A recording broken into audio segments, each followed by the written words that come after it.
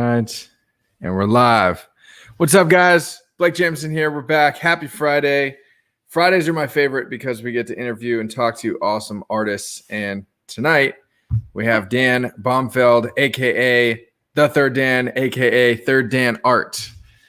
Welcome, man. Thanks for having me. I think it's always a blast to chat with other artists. Definitely, man. And where are you located? Where are you based?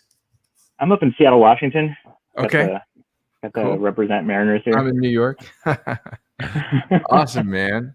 It's cool. You got a bunch of cool hats behind you, actually. Yeah, I threatened Matt with changing a hat like every question. I was going to try to roll in all the hats. Yeah. Those are awesome, man. I love them. And nice bucket of balls. Is that we got a bucket of balls behind me? That like kind of your man cave / office?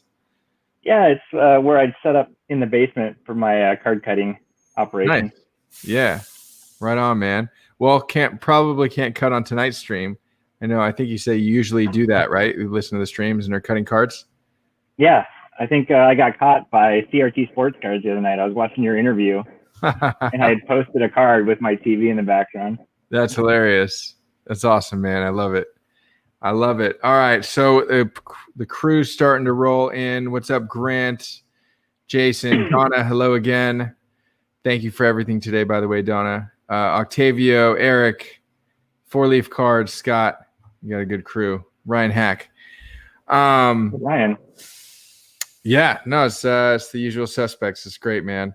So I guess I know that you're very active on the streams and in the chat and on social media and stuff. So some people in the chat probably already know kind of what you do and kind of a little of your history. But do you want to just fill in for everyone else? I'll hold up these cards and you can take it away for a few minutes and just tell people a little bit of your story.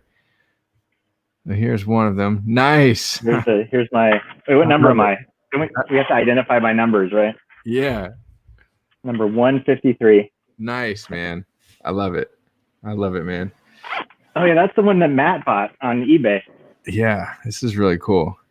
You know what? Like, between you and me, yeah. I don't think Matt ever left me feedback. Oh man, I'll get on him. We have this. There's the Glaber.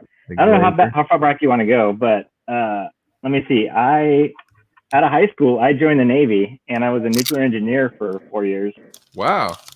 And then when I got out of that, I jumped into graphic design and basically art, webpage maintenance, and what have you. Yeah. And from that, I did that for a few years, and then I got sick of people. I don't know how often you get this, but I don't think I like clients. Okay. Because you make something and they're like, oh, that's great, but what if you made that blue and then you put the sun over here? Sure. And you're like, are you the artist or am I the artist? Right. And so from there, I got into programming. Okay. Because no one tells you what to do in programming as much, but I've still done art for 20, 30 years now, just for fun and what have you. But yeah. So I think what I've learned in being an artist is 50% client management. Mm-hmm. So I think the best artists are good at that. Yeah. And so how long have you been doing the kind of art with the cards?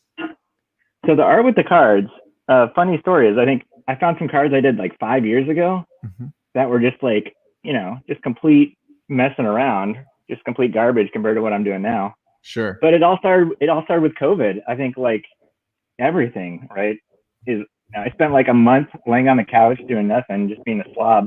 Mm-hmm. And I was like, I can't do this. I gotta this is the perfect time to, and it was, I think, being inspired by the Project 2020. Seeing these art cards come out and be like, that's a great idea. Yeah. And just seeing it go from there. I love it. So yeah, I think from that day on, I've been doing 1 or 2 cards a day, every day, just counting out cards. Awesome. So, I saw a good question up here, which I think I'd be curious to know too, asked by Moose Knoll. It is, what type of adhesive do you use? I got some right here. For little tiny parts, I'll use a glue.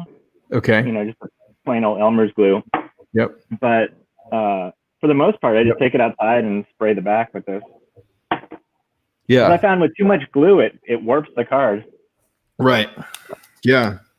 And how many, like, I mean, obviously it's more than one. I'd say, well, both of these are at least two, but like how many cards are you cutting up to make that? So you just have to find a couple images of the player that I like that I think Right. go well together. Right. And then you get, so sometimes that happens on one card. Like, Heavy J? I do. I'm gonna cut this up and we're gonna make a collab card and we're gonna sell it to benefit Lauren Taylor. Awesome. So I think that's kind of cool. I But that love has it. 2 images on already, so we just have to use that card. Right. Right. So I'll cut up usually like 1 to 2 cards, and then I have a whole baggie. I don't know where to put that. I have a whole baggie of like slivers that I make. I take a paper cutter and just slice up With cards, like and I use those. chrome kind of background is made from that. And for those of you that don't know, I know that most of you guys do, but the Lauren Taylor thing that he was talking about, selling the card to benefit, is a GoFundMe. I'm putting the link right now. Lauren is an amazing artist. She was here on the stream about a month ago, and she is faced with some pretty crazy medical bills because of a pretty crazy accident and some mismanagement from the healthcare professionals that treated her. So the link down below, you guys, we've raised a lot of money, which is awesome, but we're all trying to do what we can to help another artist and raise a lot more. I was just talking to my dad about some stuff that we're going to auction off as well together, which is cool. Okay, so you have some slivers. So you're taking those. So you just have like a whole stockpile for like the background cascade kind of thing. And then let's see. I want to usually have a border. I'll take a border of some card. And then a lot of times too is I will get a different card for the background. Okay. So usually that's like a card of the player that I don't like the images on, or I don't think I'm ever going to use for images. Right. But I want to have that player's name on the back of it. Okay. So any one card can take, 2 to 4 different cards. Yeah. Yeah. And then I took this one out of the case because it didn't have a sticker, which is great. So I can kind of see it and feel it. I also, so for people that just see, so it's probably like 3 cards thick, right? Because you have your background, the backing, and the border. Actually, there's parts of it that are 4 cards thick because we have that Ronald that's on front like that. So on the back, I also see like you take like pieces of it sometimes and you'll put there. And I sort of play around at the back. That's where I can you can have more fun. Yeah, I like that. And I know that this is like a separate card within the sleeve, but I like that you kind of include the piece that you cut out from. So that actually, I got to give credit to my man Frank Murphy for that. Nice, that's awesome. I think let's see. I'm not sure if Frank's on the stream. He was just texting me though right before the stream. I'm sure Frank's here. Yeah. I'm very disappointed in Frank if he's not here. Yeah, no, I'm sure he is. I think I made him. So how I met him, I was sitting in Sophia's Discord channel.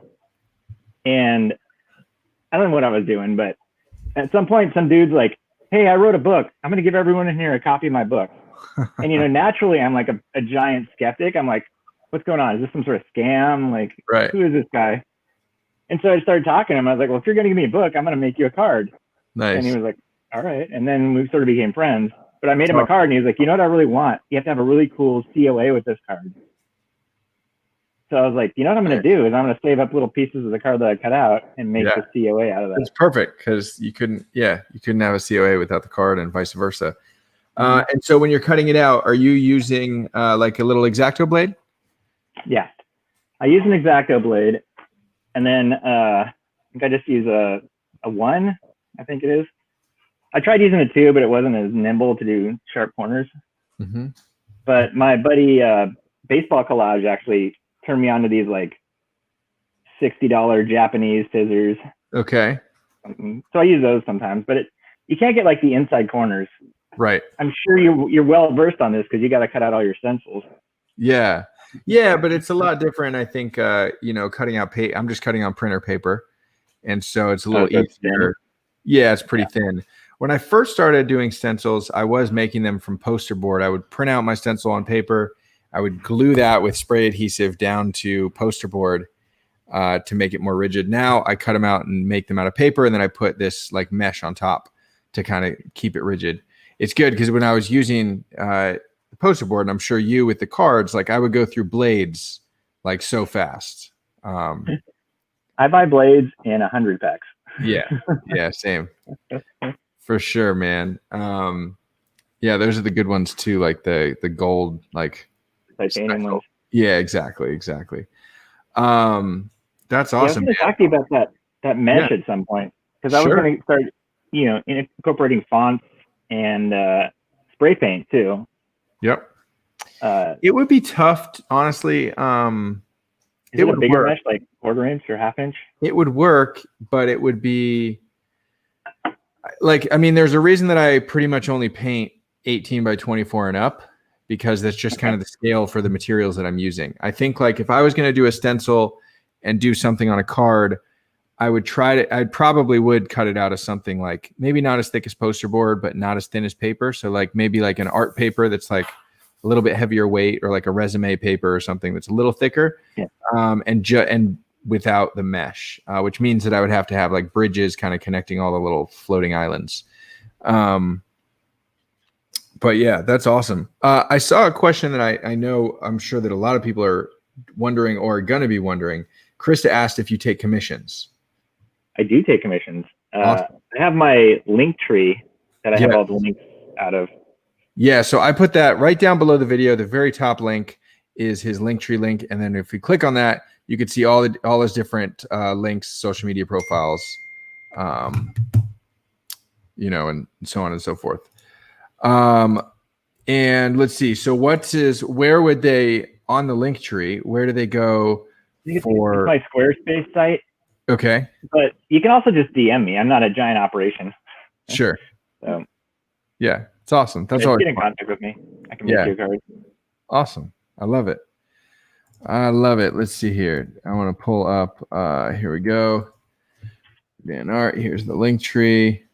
Okay, Squarespace. Okay, here we go. Got it. Sweet. Okay, I'm going to put this just to make it easy for people. I'll put this in the chat as well. That's the one. Is the Square site. Hey, Matt, we got a hat change, Matt. That's a cool one. I love those colors. Yeah, it's the minor league. So I got to tell you a whole backstory about that. Yeah. What team is it? Dude, I don't even know. It's.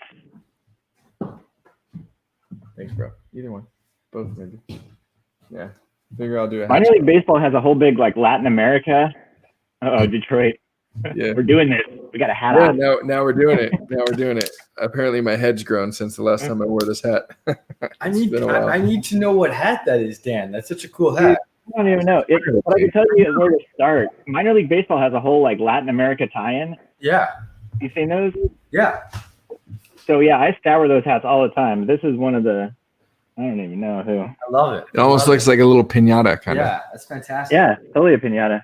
I got one that's like I got a hat with a like avocado on it. Nice. I love it. Let's go. But that's a tie-in. Every summer, I take my kids to a different area of America, and we hit up like a bunch of minor league baseball stadiums. Like 2 summers ago, we hit up a bunch in Texas, and then we hit the Gulf Coast one year. Yeah. So. Holy crap! We have probably the biggest gathering of artists that have ever been watching. I see Ken Carl, Jason Eggert, Frank Murphy, Card Killer, Heavy J, Octavio, Optimus Volts is in the house. Nice. Matthew Burke, who makes those beautiful frames. Yep. Awesome. Got a lot of people. I love it. What's his name? Nick. Nick wanted me to plug his card, but I was like, well, until you send me a card, my memory is that good. So that's funny, man. I love it. Nick, get at me. Yeah, for sure. Awesome, man. So Optimus is here. Yeah. I am very social online. I really like other artists. For sure, man. In fact, that's one of my biggest things I started doing art for is to trade with other artists. So I've got a whole stack of art I can show you at some point too. Yeah. That's awesome, man. These are gorgeous. I love that Nolan Ryan, that little 2-pack you got going there. Ichiro looks rad. Like these are just very, very cool. Yeah, I started trying to play around with pushing the limits, and man, we can get into that later too. That Ricky Henderson is rad as well. I love that gradient you did in the background. It's just gorgeous. That one. I also did this one, which is Oh, nice! Wow, like that's sick. Yeah, I was playing with like going way past borders and things like that. So it was. I love it. That's awesome. You got to get an extra large case for that. Yeah. One of the other things I was playing with too is making 2 cards out of the cards I make.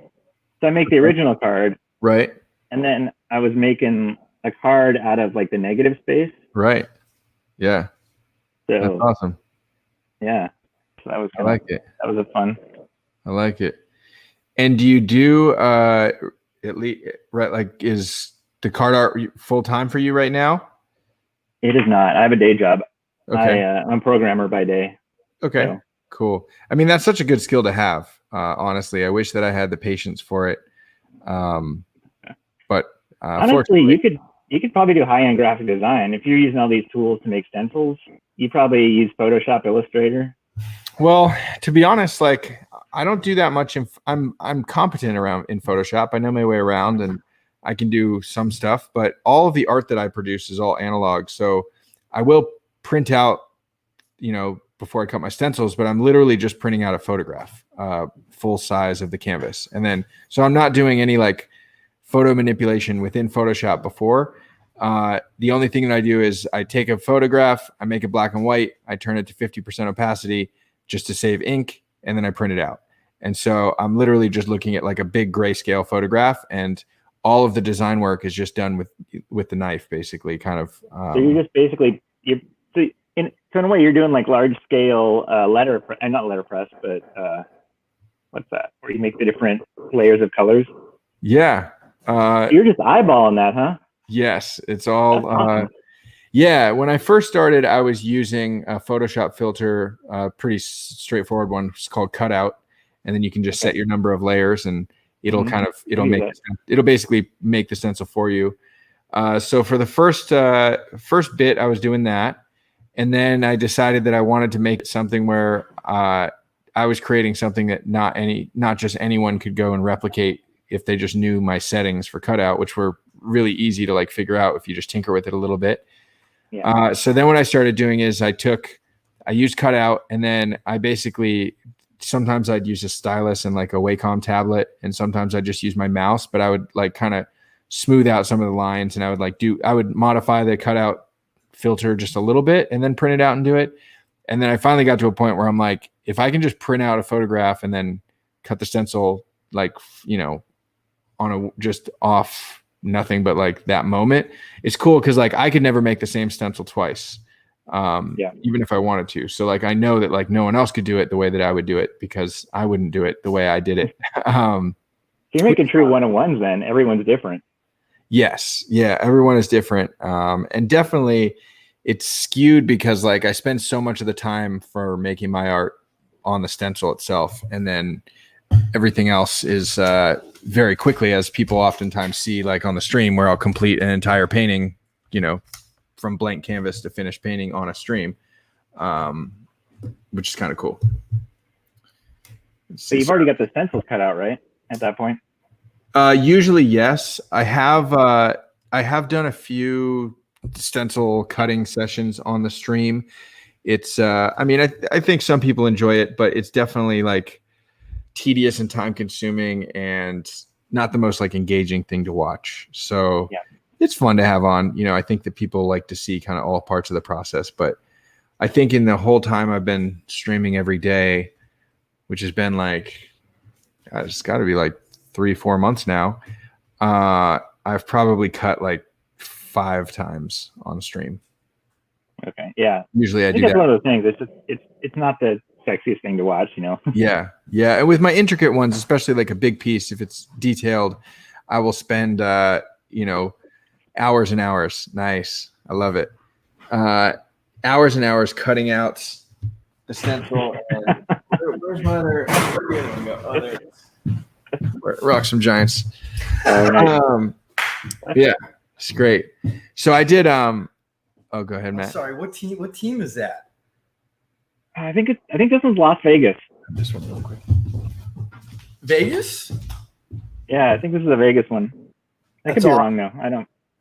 I can bring in like a lot of hats so that we can change like every 5 minutes. Initially, I was like, Dan, don't change too many hats. Like it'll be distracting. Here, like, and now I'm like, let's go for it. Let's just change hats. We got some hats 5 minutes. You got some hats. Let's talk about what happened today. Yeah, let's tell everybody. Also, this is pertinent because Dan is potentially partnering with Pretty Big News. Yeah, and I think we might be doing a little trading for Dan might provide some card art cards, and we might provide some other stuff, some other cards and promotion and other stuff. So yeah, Pretty Big News. Yeah, go ahead, Dan. No, I wanted to be involved with the card art website that you've been talking about. I don't know. You said that's pretty close to getting up off the ground, but yeah. So it's very close. It exists. Is it live? It's live. I don't have all the cards. It's live. I'm literally like I was building it today, right up until the stream, and I will continue. So like by tonight, by tonight, like well, it depends on how long this talk goes, but sometime in the middle of the night, I'll have everything up. Right now, I've got I don't know, maybe like 10 or 15 cards on there, and we're still like I have a lot to do in terms of like site design and organization, but. We have the Pretty Big News podcast, episode 1 launched today on Apple Podcasts, which is great. Yeah, I saw that. I haven't listened to it yet. Yeah, and in the episode, I talk about card art. That's like kind of my Pretty Big News. And I say, because we recorded this like a week ago, I said, the site's live, like it's ready to go. And so like after we got approved this morning or whatever for Apple, I'm like, oh man, I need to get the site up. So it's been a really busy week here at the studio, which has been awesome. Yes. Partially due to the fact that Topps has like actually been catching up shipping. So we got all the Mo's done now, and we're ready for Willie's, which should show up I think mid next week, I hope. Yeah. I just got one of my favorite cards delivered. Nice. Let's go. That's awesome. The Fanny Mo. Yeah, I love it too. I just got this one today, which I'm very happy about. Oh, nice. Yeah, that one's number 4. We got the AP. Yeah. Which is really cool. I'm so grumpy, those APs. I know. I know. It is. I mean, it's really annoying. Fortunately now, after like a lot of pushback from the artists, like Topps they don't give us. I have to pay. I still pay for $300. I also don't get my discount on the APs, which is annoying, but I get a chance to buy one of each of my APs. So. Oh, that's cool. I think if they're going to call it an artist print, they really should let the artist have access to one of them, because the first few I was not able to get from Topps, but fortunately collectors that got them had reached out to me and said, hey, I'll sell it to you for this, or I bought one of them on eBay. So I'm in a good spot now, but yeah. Nice. At least you have access to one of them now. Exactly. Yeah. And I mean, it's just like, it's a cool special thing. I'll be able to display that set, which would be awesome. The AP should be a lottery. Yeah. I think that's a good idea, Jason. Jason, speaking of you, the Jackie Robinson painting, I'm so sad to let it go, but it is going to be on the way. I'm going to box it up this weekend. I'll ship on Monday. Sorry for the delay.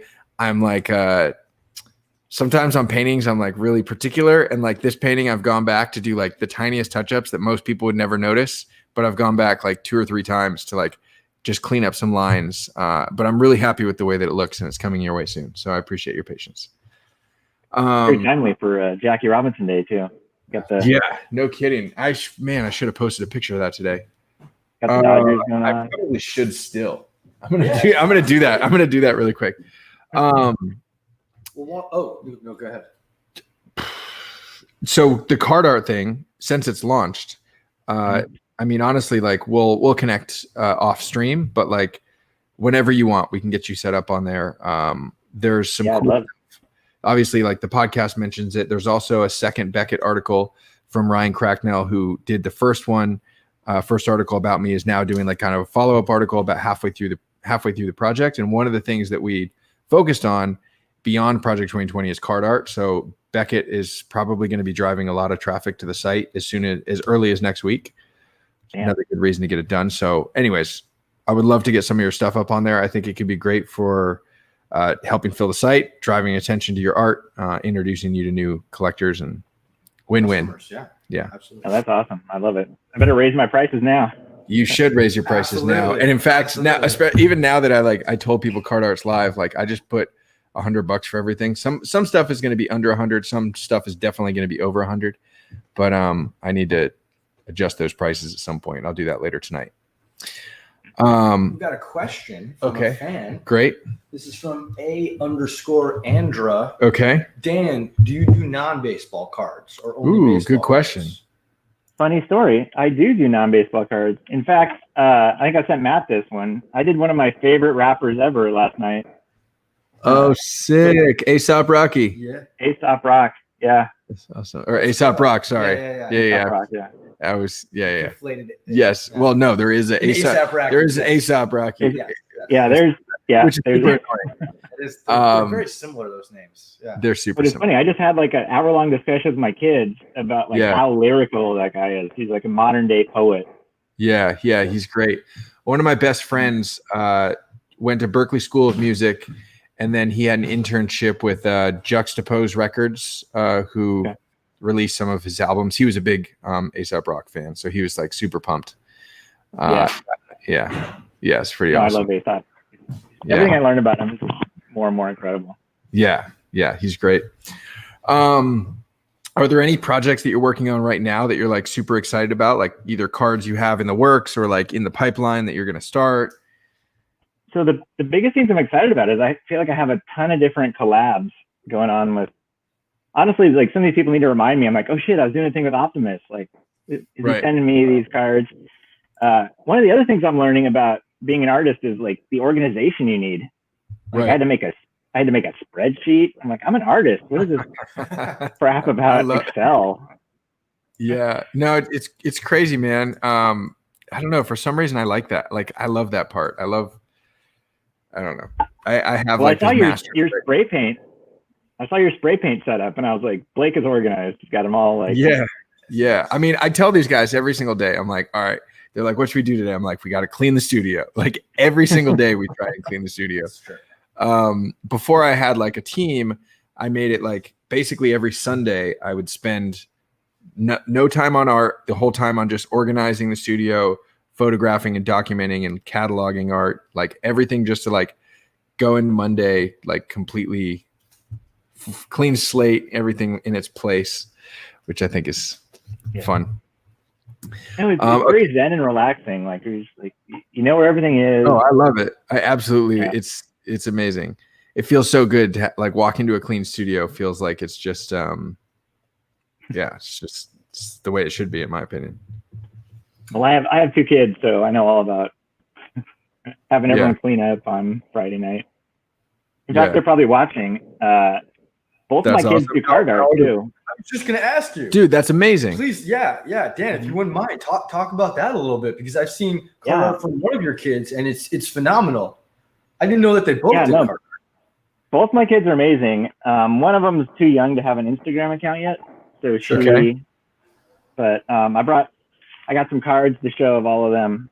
I love it. Let's bust them out. Let's do it. Go for it. So this one my son did. My son is Cactus Cactus, who I think he traded cards with before. Yeah, I'll throw his Instagram on throw his Instagram up, get him some followers. Every day he texts, he's like, how many followers am I at today? I'm like, you're 91, bud. That's awesome. Yeah, we can get him over 100 tonight. But my daughter does like really incredible stuff. Like she just has like her eye is totally different. And just like I just love the stuff they do. That's rad. She made There's No Crying in Baseball. Oh, that's great. Here's one my son did. He actually one day he came over and he wanted to make a card for Old Manilan. Nice. And so and so we Instagrammed it, and Old Manilan like replied like, "This made my night." That's awesome. That's so cool. I love that. I love that. And then here's one. Any kids should probably close their eyes for this card that my son did. But, I did. I saw that. I saw that one on Twitter. On Twitter. I think. That's awesome. I love that. And then my daughter did this. How old are they? My son is 13 and my daughter's 11. Nice. Yeah. Yeah. So they're both incredible card artists. And honestly, that's like one of the coolest things is like I'll have people contact me on Instagram, and I'm sure you get this too. I think you saw like you have some like 4-year-old fans that make art for you. Mm-hmm. But yeah, It's really amazing when like you're inspiring kids to be doing art. I think Frank said he has his kids in school doing that. Yeah, because he's a teacher and so he's doing card art. Yeah, I think he was saying they were like painting on cards, which is amazing. Absolutely love it. Yeah, my nephew, he is wow, he's gonna be 5 in October. That's awesome. He's been doing tons of card art. He's always mailing stuff to me, and he's really excited about it, which is really fun.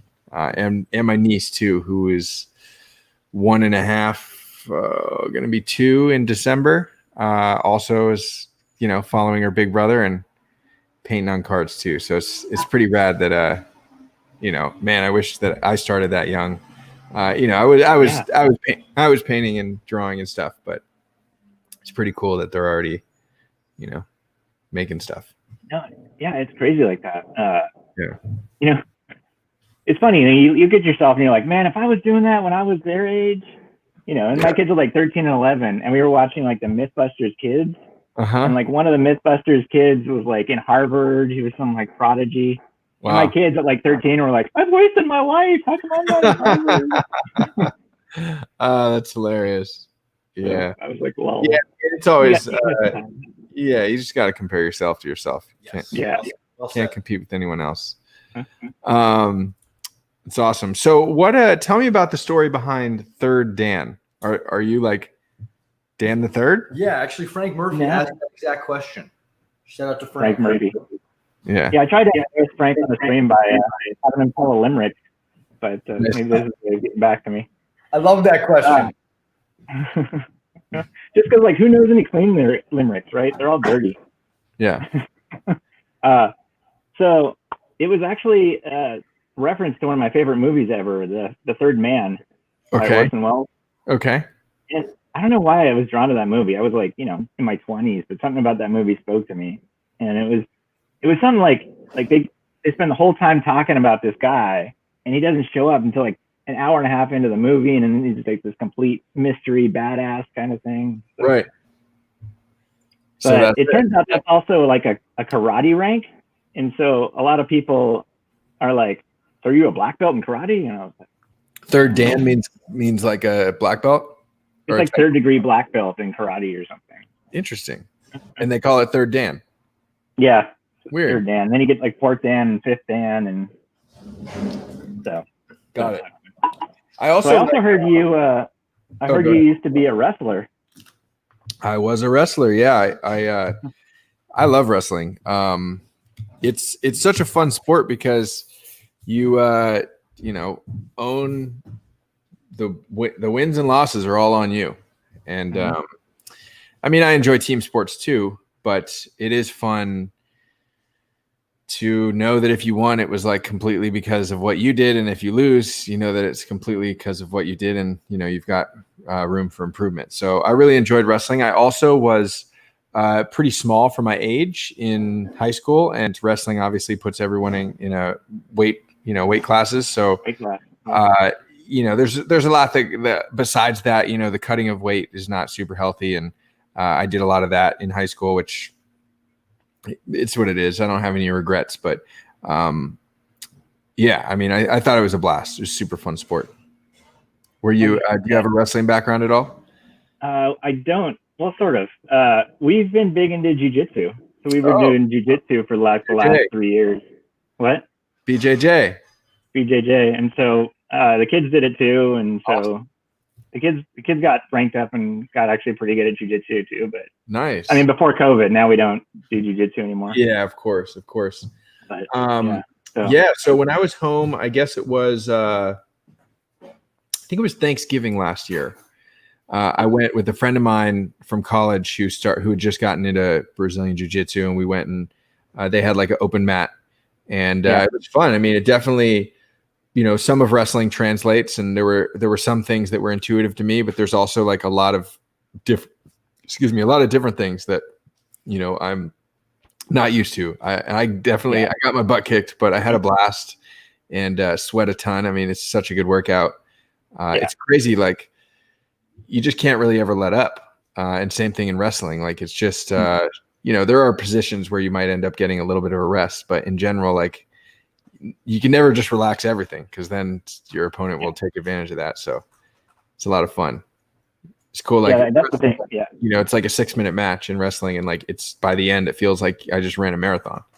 Yeah, no, it's great. I got no cardio. I mean, that's why I think I'd have my blue belt by now if I nice. If I went to class more often. Cardio. Yeah, for sure. Well, cardio is something I could work on as well. We've been going out and playing a little bit of basketball. We did some last night, which is fun. Just trying to get outside because we spend so many hours here in the studio, and it's amazing. But it's good to get a little bit of sunshine and stretch your legs and get some exercise. I know. I just never go anywhere anymore. So I just have to remember to do. Yeah. Well, I think everyone's kind of in that same boat. We got a pull-up bar and we have like some random weights and weight bench and stuff here at the studio, but we don't use them as much as we should.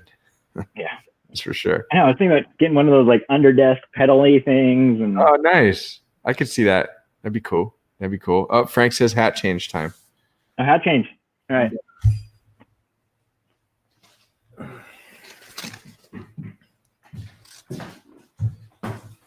Oh, this one's.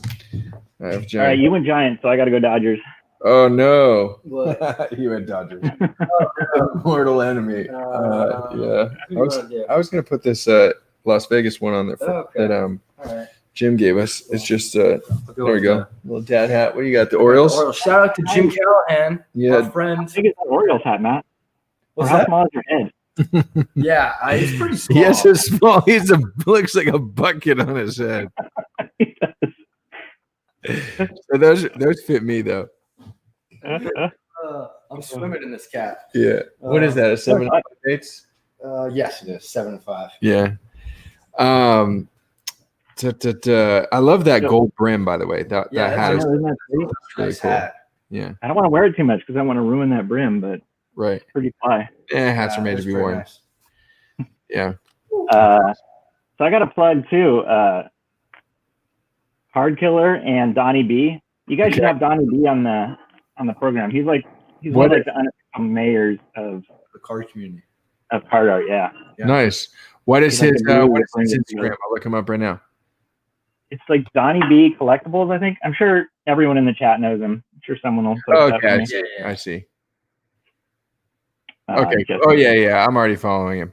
Awesome. Yeah, for sure. But I think I did the Ken Griffey Jr. Legacy Challenge thing. So, yeah.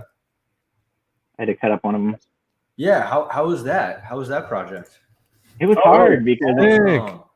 Sorry, we were over on his tab. Show that one more time because we just clicked back from Instagram. Oh, sorry. I'll take it out here. No worries. Yeah, the glare on the cases here. Yeah. Wow, that's sick. That's awesome.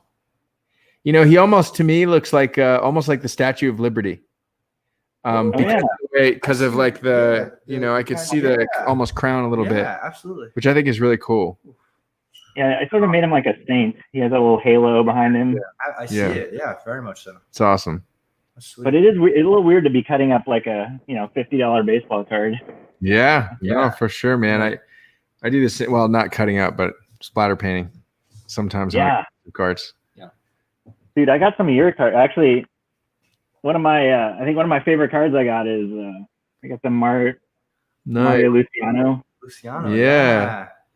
That is that looks like that was a pretty early batch. It's funny that I can usually kind of tell from just the way that the splatter happened, but it looks like a pretty early one, which is awesome. I love it. Was that in the fanny pack? Yeah, it was in the fanny pack. I think I actually bought 2 fanny packs, and then I gave one to Frank. Oh, cool. Oh, nice. We opened them together, and then we like divvied up the cards. He got a Ronald Acuna out of it. Nice. Whoa. That's awesome. I think mine had a Jackie Robinson in it. Nice. Got one of the inserts. Yeah. One of the inserts. That was awesome. I know. I love that. Yeah, those were fun. I don't know what we're planning next, but I think it was a fun kind of concept and people enjoyed it. Let's see here. I love all the concepts we got going on. Yeah, it's fun. Yeah, card killer. Yeah, who's the next guy? Popfly Studios makes these amazing stickers and prints.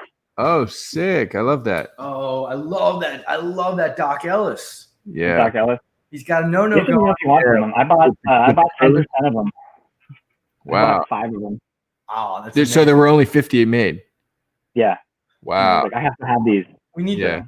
I might need to trade you for that. I'm for one of those. We might need to talk. Yeah, I got a few. I'll trade you, Matt. We'll talk. We'll talk. Awesome. We've got a question from Brian Abbott. Shout out to Brian and Hillary. What's up, guys? Dan, are you a big Third Man Records fan? So I feel like I have a tendency to over collect things. I don't know if either of you two. Oh shoot, hat changing. Hat change. This one's still got the stickers on. Let's just go with the Aquasox Conquistadors. Dude, those are so sick. Those are great. Those are such great hats. It's all my travels on minor league baseball. I usually try to get a hat everywhere we go. But That's this awesome. is my Everett team up in Everett, Washington. Nice. The Everett Aquasox. What was the question? What was the question? Third Man Records. Oh, Third Man Records. Yeah. Yeah. For like 2 years, I collected records hardcore, and then I was like, this is a giant mistake. It takes up too much room, and I never listened to them because I'm too ADD to like flip over a record every 15 minutes. Yeah. We it was the Abbotts, right, that sent us those records. Yeah. So the Abbotts sent us some really awesome records. Yeah. Led Zeppelin, Jimi Hendrix, The Clash for Andy. It's awesome. Yeah, beautiful. Brian's a big music guy. So yeah. Are you a big music guy, Dan? I feel like you are. I am, but I don't collect. I try not to collect it. I like baseball cards because they're like small. Yes, vinyl, much bigger. Yeah. Yeah, although they grow big if you see all the boxes and boxes of cards. No, I know. If you ever need, we know how that goes. If you ever need more base cards to cut up, you let us know. I'm gonna show you. I got a few base cards. Yeah, just a couple. Yeah, we're starting. We got quite a monster collection as well. Actually, a shout out to Sports Card Bandits that's hooked me up with boxes and boxes of Chrome cards to slice up. Nice. So he is been an incredible help. That's awesome. Awesome. I'm giving a shout out. We've got a question from Deborah Harrison. Violet. Those are my kids. That's my kids over there. Is it? I had a feeling it was. Violet is wondering if you have a favorite card that you've made. Violet is wondering if I have a favorite card I made. Actually, I'll just grab this top one because I think it's one of the ones I made that was very underappreciated. But I was a big fan of it. Nice, the Willie. That's beautiful. Because I like the angles that it has. Yeah. And it was a cool. Yeah. So this is one of my favorites. That's very cool. And I also I've really been enjoying doing cards, like playing cards. So you know how you like. Dude, I saw that one. I thought was so sick. Yeah. Yeah. This one didn't come out. I don't like the angle it was at. It's too much arm and not enough torso, but I love that concept. So I was playing with the playing card style. Yeah, and it fits so well with twins too. Like, yeah, it fits the whole motif. I pointed that out after. It was just a happy accident. That's awesome. I love that. Oh, and this actually, no, this is my favorite.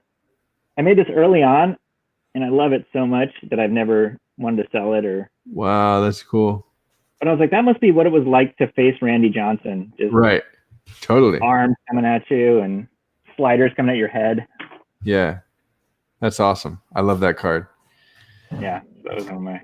So I'm curious, get back to process a little bit. When you're cutting your card, do you just obviously you're probably working on a cutting mat. So like when I cut my stencils, I use spray adhesive and I glue it down temporarily to the cutting mat so that when I'm cutting it, the paper's not sliding around. Do you do the same thing with the cards or you just, I do not. I was actually looking at getting into the temporary spray adhesive so that I could. Yep. But no, I basically hold it down and then you slice it. I ended up rotate, slice, rotate, slice, rotate, slice. Got it. Oh yeah. Yeah. So no, I don't usually. Yeah. The Gale Sayers. Figure out I'm thinking ahead, if I'm gonna how I'm going to do it. Yeah, I think it would be super fun. I mean, it's just You should totally. I mean, yeah. I encourage everyone to make card art. I mean, I feel like you got to, like anything, you got to do it for a while to get the hang of it. Totally. But you're halfway there. I mean, you got an amazing eye. You got the art style down. You're familiar with an X-Acto knife. Yeah, I think it'd be fun one of these days. I will play around with it for sure. Yeah. I also think I also might just do. I could do it like so my business cards have my art on it, so I could make it with like my own stuff, and they're also like it's a lot thinner than a baseball card, so it'd be easier. Okay. Maybe I'll start with that. I don't know yet. Yeah. I actually, I've been trying to, if you have any good printers, you should let me know. Because I was trying to find someone that would print my cards on like a flat stock and then a metallic stock. And then I could cut out the flat part and put it over the metallic. So I could make prints. But I'm using one company and they take forever. Yeah. So you mean like you want to do a print of art, what size, like card size or bigger? Yeah, card size. So basically I want to like, sell my originals, but also be able to make like a run of 25s. Right. I don't know yet. I've been talking to this manufacturer that's supposed to help with some relics, but I just feel like we're stuck. They've been really slow to respond. I know that every business is, hurting for the most part and probably understaffed, but I don't know. I'm at a point where I might just start reaching back out to some of the original companies that we found because I just can't wait any longer. And these guys are, they gave us a quote 2 weeks ago and we said, okay, great. We'll pay the deposit and get started. And it's like crickets, which is frustrating when I'm trying to give them money, but is what it is. That's so weird. Yeah. I mean, at least they didn't take your money and then crickets, right? So That's true. But the fact that they are even so slow to take the money makes me wonder, like, what's it going to be like after I give the money? Are they going to pay more attention or is it going to be hard? Yeah, I know. Doubtful. If they're not going to pay attention when they were going to get money. Yeah. I don't know. Anyways, I will. I'm down for a hat change. Hat change. Yep. Yeah, Marlins. Oh, I dropped it. Oh, our hats almost match.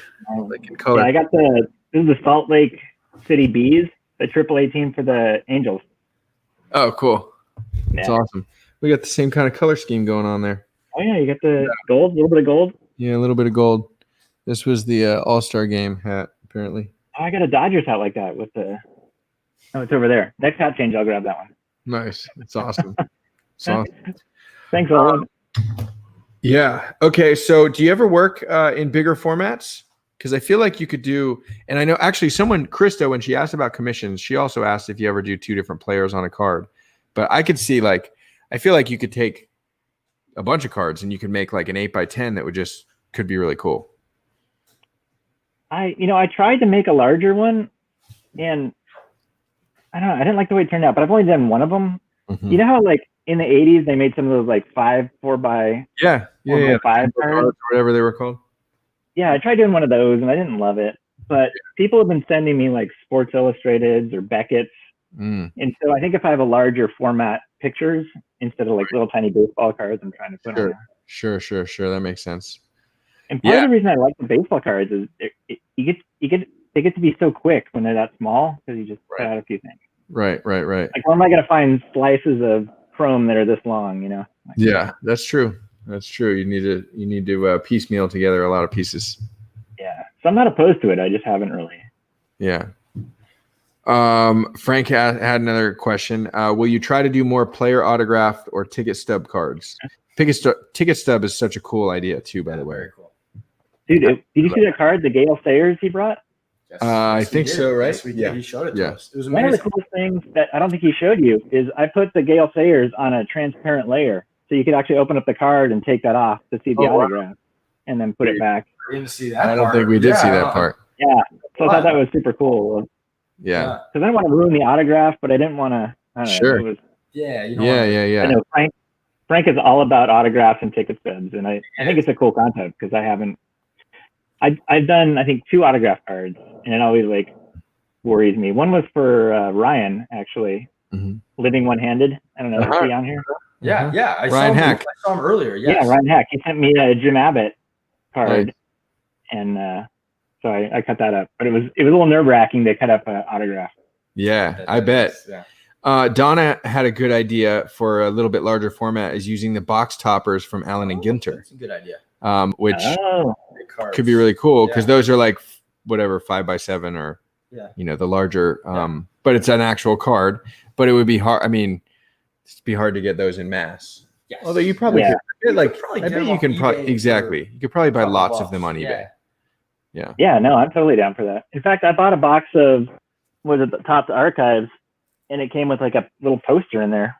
Oh, nice. Where I put it? Oh yeah, here it is. It came with like a poster inside of it. Yeah, we got. I think that's right back here. Yep. I know. I do. Oh, great. It's right here. Yeah. I found it. Yeah, who'd you get? So we're happy. I'm happy to send this to you if you want. Yeah, I don't know if I'd use it yet, honestly. We'll start getting a We pile. don't need any David Ortiz. Yeah, we just don't need more. We'll put it in the box. I'm just being a Yankees fan. Yeah. Well, I find I'm drawn to like using vintage cards. So I really like the Topps Heritage cards and then the Topps Archives. So I just think they have like clean classic borders and Yeah. Makes sense. Matthew Burke has a good question. Would you do any sets like team player decade or something like that? Maybe sets of 10 or something.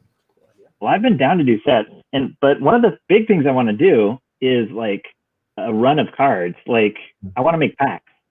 So I want to take my cards, print them into like 25 packs, and then sell packs of like 5. You get 5 random.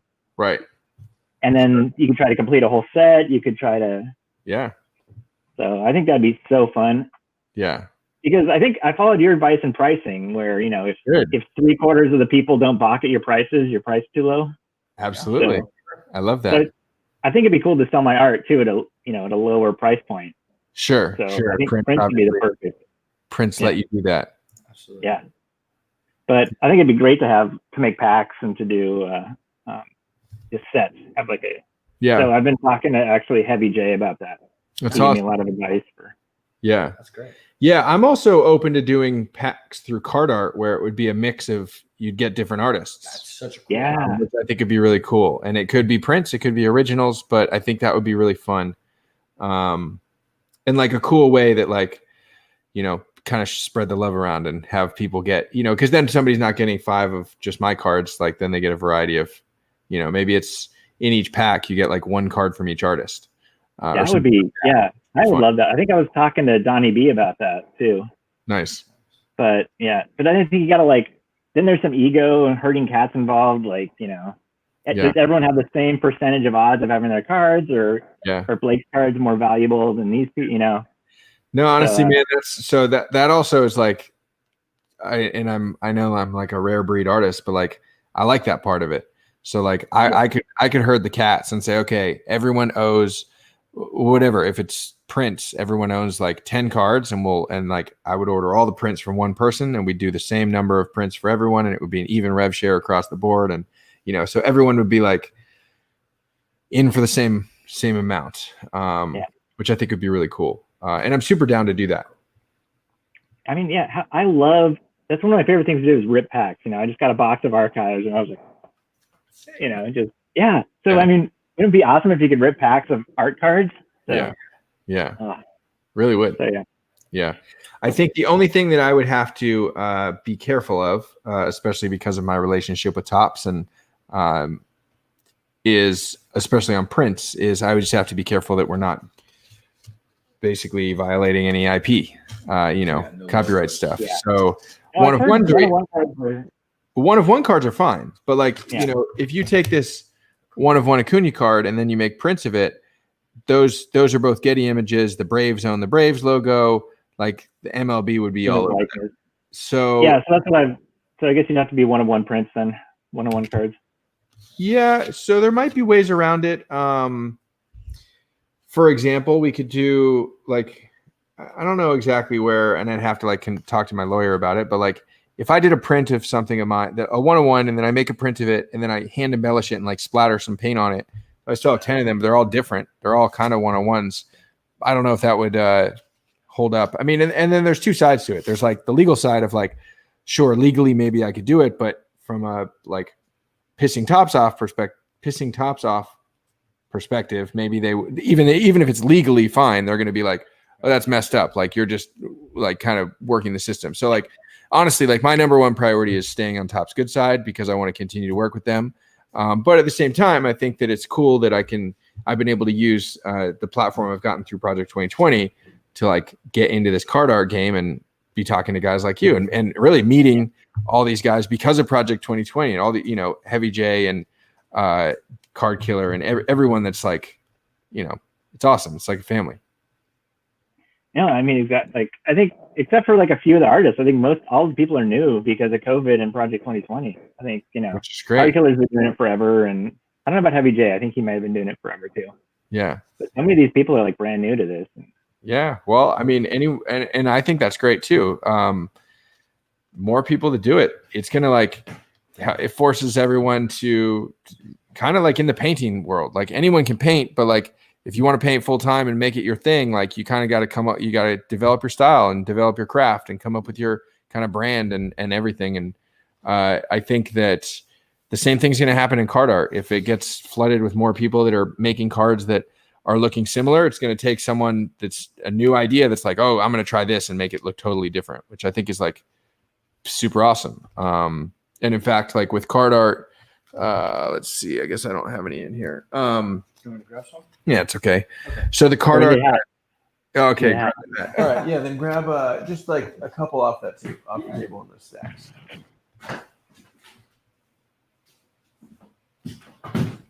Thanks, bro. Nice. This is my All-Star Game hat with the little. Oh yeah, with the little star kind of. Yeah, the stars. Give me that gray one. That sucks. It's okay. We'll do it for David Ortiz. It's a little small. Actually, it fits. Okay, so like, I did so much card art at the beginning that was all just like splatter painted, and then I'd sign it on the back and put it into one touch. So for these new ones, let's see. Let me try and find a really good example. I guess these are fine. So for these ones, I've got like. I actually used some splatter paint, some stencil, and then I did a color auto on the front. And that's basically like me like competing with myself because I realized, okay, I've flooded the market's not probably the right word, but like I've sent out a ton of card art, hundreds or thousands of cards, and they all look kind of one way. And like if I'm gonna start charging money for them, I need to make them like something new and novel. And so that was one of the things that we started doing. And so it's pretty fun. And they're definitely, distinctly different from the other ones that I put out. I'm also dating them on the back, which is something I didn't used to do.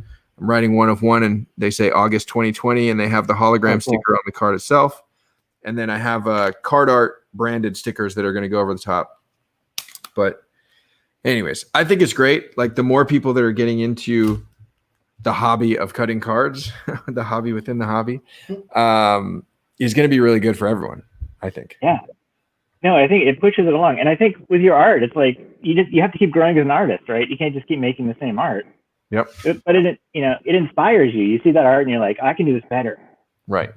So I think that's how I think of it too. You see people like, it looks like they're doing card art that looks like yours.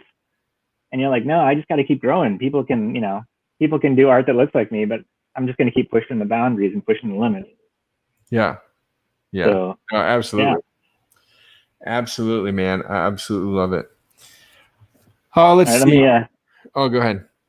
I got another Heavy J that he made me that we did a card trade. I love that. That's cool. I wonder what you like. So is that background that's like kind of got the stars that's like gold? Is that from a card or is that like a? Oh, that's awesome. I think it's like a glitter paper, but yeah. I think very cool. He's in the chat. He could tell us. Yeah. Yeah. Well, I'd be curious, Heavy J, what that is. I think that's really cool. Bringing I mean, I can see both sides. Like using all baseball card elements to remake a baseball card is super fun, but also bringing in some elements that are outside of baseball cards into the card is also really cool. No, so I did this craft paper from Joann's, which is awesome. No, I've been using anything. I've been finding like art paper. I bought a book of like origami paper. Mm-hmm. And one of them had like get I'm gonna butcher this name. It's like Takagami. It had all these like little anime characters, and I think I made a Chipper Jones card with those, and it was super cool. I love it. I used it for my Doc Ellis card too, because I wanted to be all like LSD trippy. Totally, man. Children, don't ask your parents what LSD is. Yeah. Yeah. Matt showed me the YouTube video of, what's it called? Is it called No? Yeah, called No. Yeah, that's awesome. I've watched it a few times. Just so entertaining. It's like really well animated. Like it's just really, it's fast. No, it's so good. Yeah, so good. It's really, really cool. Yeah, I love it so much. Can I butt in for one quick question? Sure. Yeah. Here, I want to use the restroom real quick. Okay. And then we got an Optimus Volt card. This is one of my favorite cards from Optimus. Oh, that's a great Optimus card right there. Yeah. Ichiro. Love it. And I did a trade with Gummy Arts, so I got an original. Nice. Tony Oliva. He feels like he's like a rock star in the card game, and so I feel like I was honored that he wanted to do a trade with me. So. That's awesome. Yeah, absolutely. Modern Baseball Art did a trade with me. Gave me a Cody. I love that one. Oh, that's one of my guys. Yeah, he's got a super sweet setup too in the back.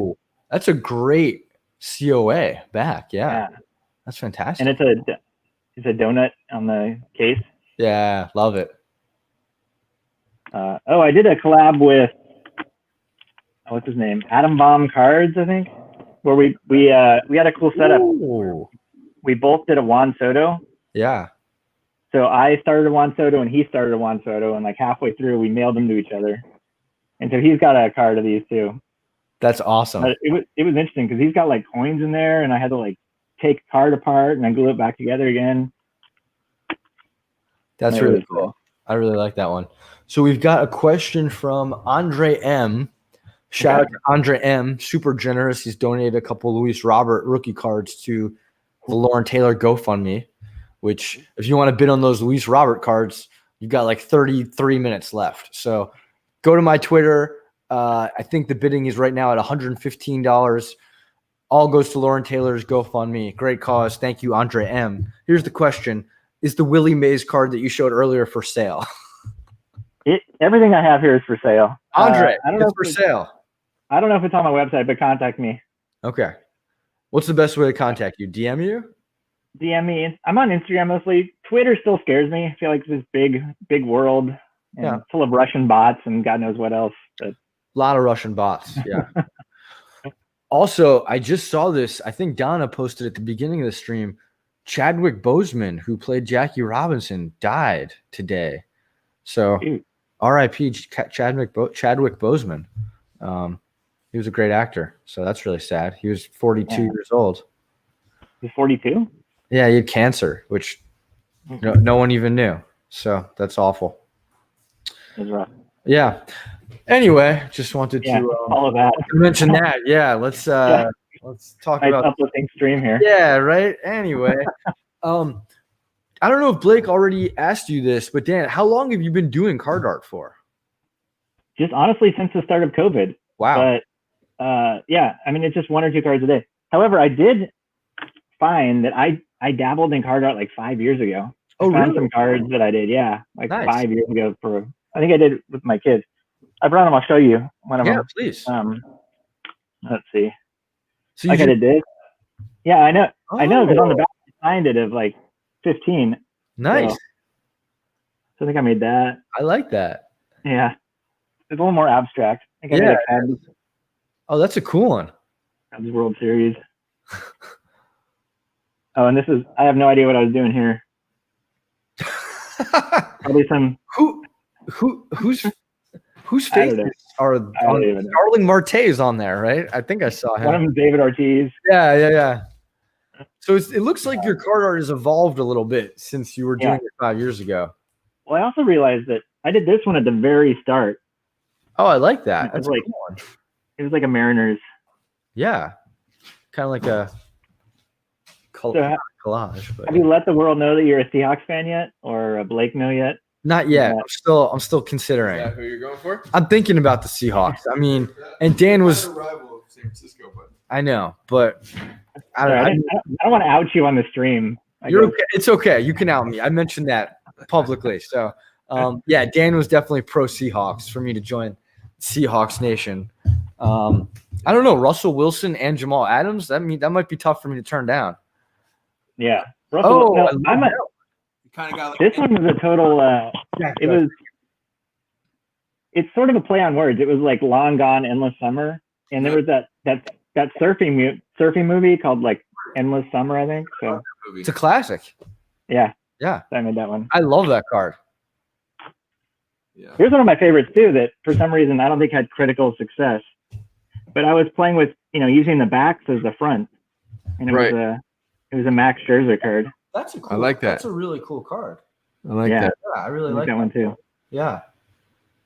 It's Yeah, almost like it's almost like an action shot kind of. And we got a bow that I like because it sort of went out the side. Yeah. I like that.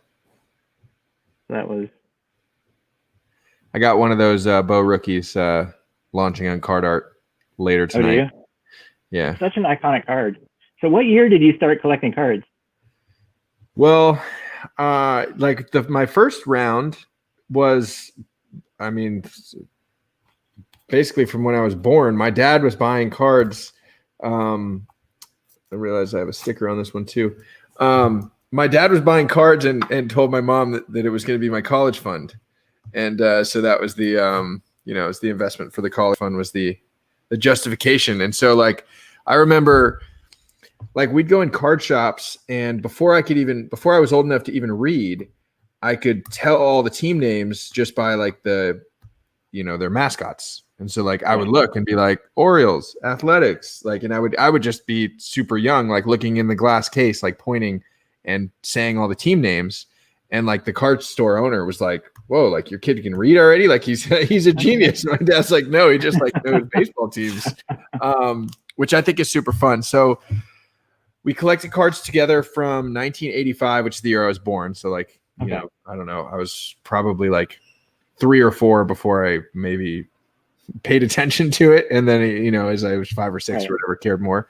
So 85 to 95, we have pretty much every card printed in, Upper Deck, Topps, Donruss, all the major stuff. sets. Yeah. Which is the junk wax era. So everyone's got those cards, but so do we. Got those, yeah. And then we kind of stopped for a while, and we moved to Sarasota, Florida, and we would go to, the White Sox spring training.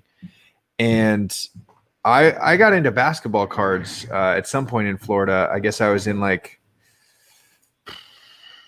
what's before elementary school, I guess. So I was collecting some basketball cards. I collected a bunch of Michael Jordan cards, which I wish that's one of the things that your mom threw them all out? No, my mom didn't throw them out. She actually, my dad gives her crap because she keeps all kinds of stuff too. She's also an artist. She makes some really cool mixed media. She does painting, mixed media stuff, mosaics. So because she works in these mixed media formats where she's always assembling things or collaging things, she keeps everything. And so it definitely was my own fault. I probably sold the binder at a garage sale for $5 and was stoked to have $5. Yeah. Or something like that. On to the next thing, which I believe, I don't know the chronological order, but I did basketball cards. I did Pogs, Magic the Gathering, Beanie Babies, Pokemon. You did Beanie Babies? Yeah, man. Me and my sister did Beanie Babies like crazy. And we would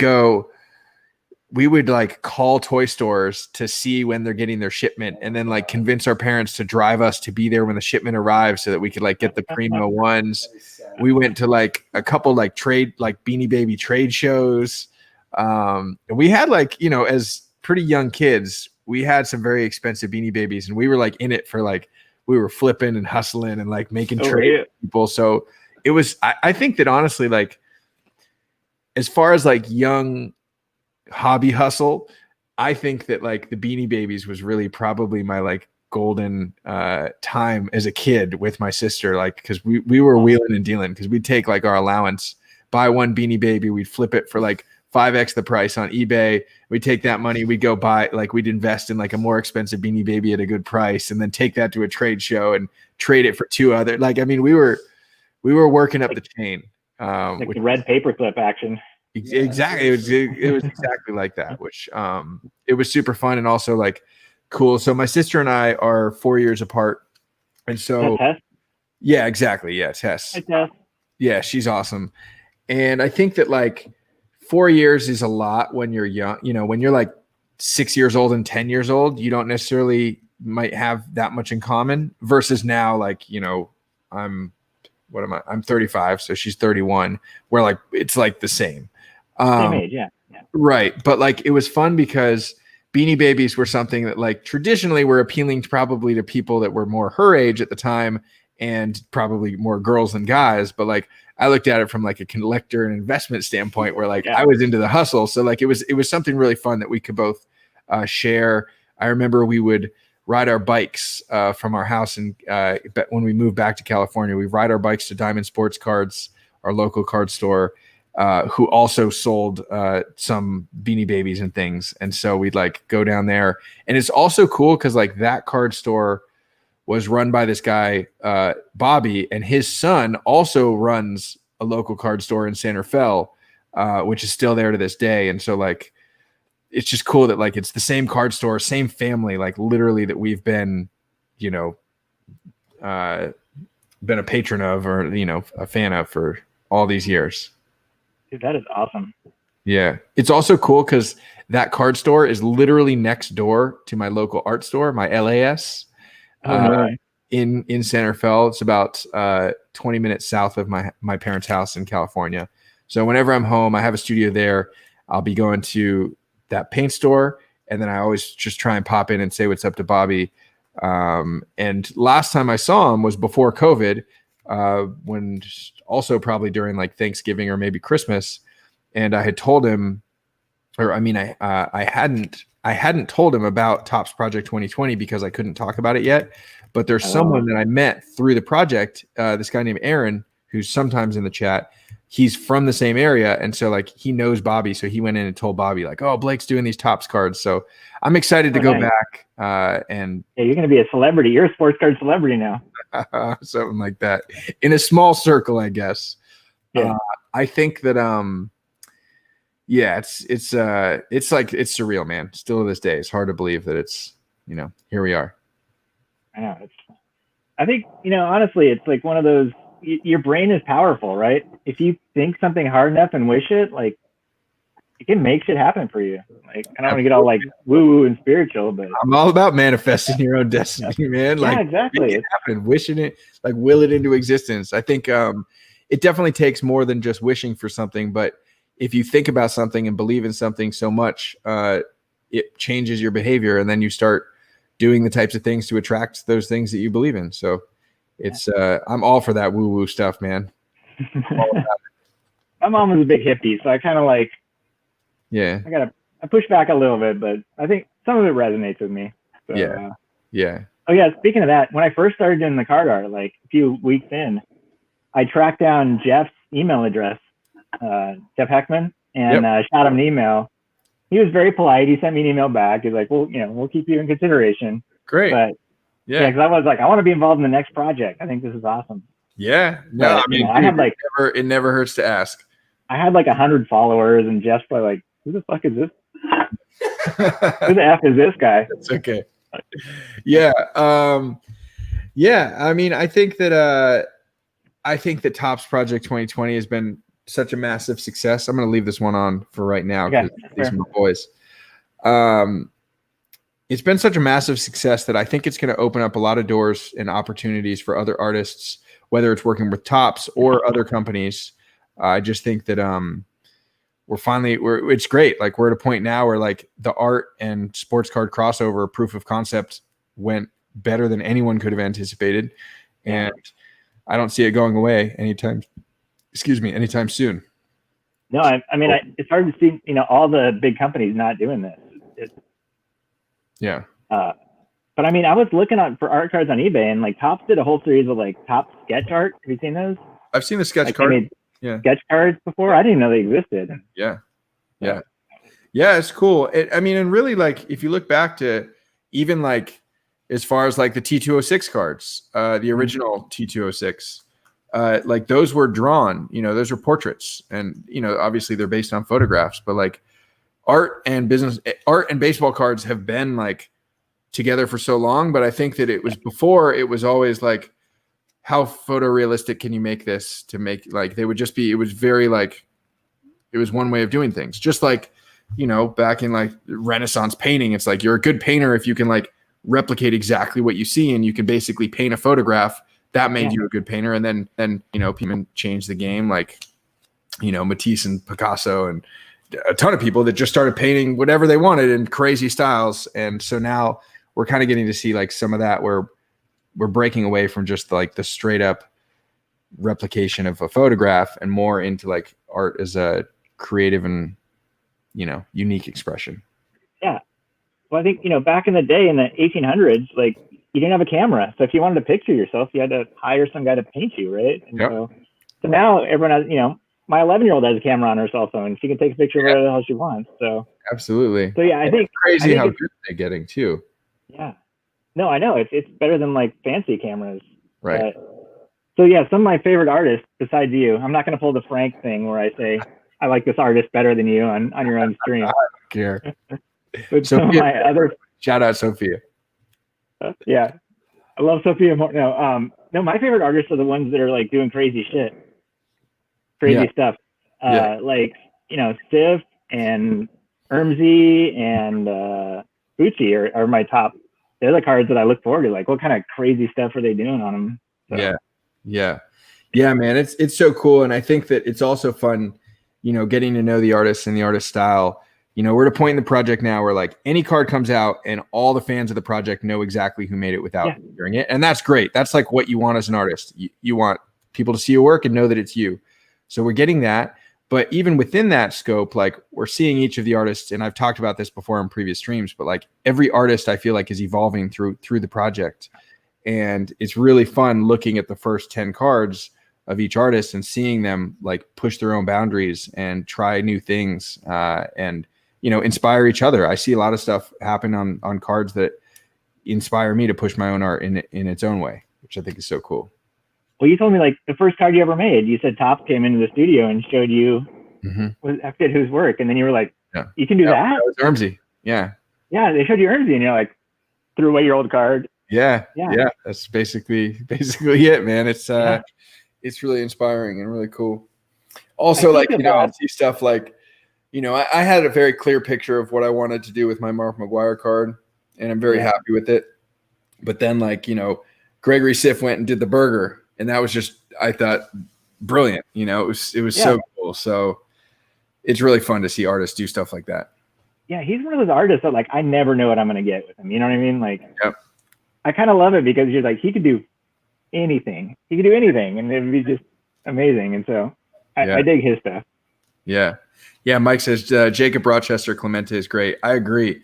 I think that Jacob Rochester is also someone that I think is he's grown on me a lot, and he's also like I feel like I can see he's pushing it, because at first he was kind of just doing the photorealistic ish, stylized but reinterpretation of the card, and now he's pushing the boundaries, which I love to see. And he's actually someone that I've started talking to on Instagram about potentially coming on for one of these Friday night interviews. And speaking of other 2020 artists Friday night interviews, I think on Tuesday, guys, I will have Andrew Thiel. Oh, Thiel. Nice. Which would be great. So I've also talked to Old Man Allen. He said he's open-minded to it, which I think would be cool. I would love to if I could get every single person on the stream would be great. But we'll see how many I can get a hold of.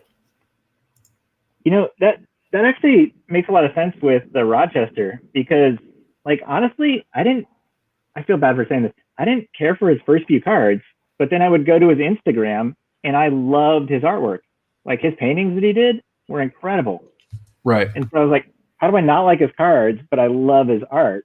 It was that Clemente was just mind blowing. So I felt like he was able to actually merge them, where I loved the card and I loved his art, and it all sort of worked for me. Right.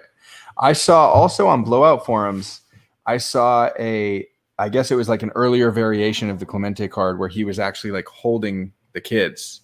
Oh, yeah. It was really cool. It could be a really cool companion card potentially. but yeah, it's awesome. I've also seen, and I always see them on Blowout. And maybe it's because I'm not paying it close enough attention wherever they're actually getting released. But like I've seen some alternate versions of a handful of artist cards, and it's really really interesting to see because I'll do that myself sometimes where I'll make a few variations, but they're pretty close. And but seeing other artists that do kind of totally different things sometimes and then release a different card is really fascinating. No, it's fascinating. Like, who's it? Old Man Allen. What I love is when he has the Instagram post that he shows what all his inspirations were for the cards. Mm-hmm. Like, that is like that Willie Mays. He was like, it was this autograph on this like old paper, and like, or like his shoes. He's like, these shoes and this hamburger I ate, but it all works. It's I love that. So I love like the backstory, the inspiration. Yeah. For these cards. Right. Okay, speaking of companions, one of my favorite, I got an Ermsey companion. Nice. Yeah. His companion cards are great. Like, and you put him next to the card, and it like looks like it's. I mean, obviously it's a companion, like they're meant to go together, but they like really go together. Yeah.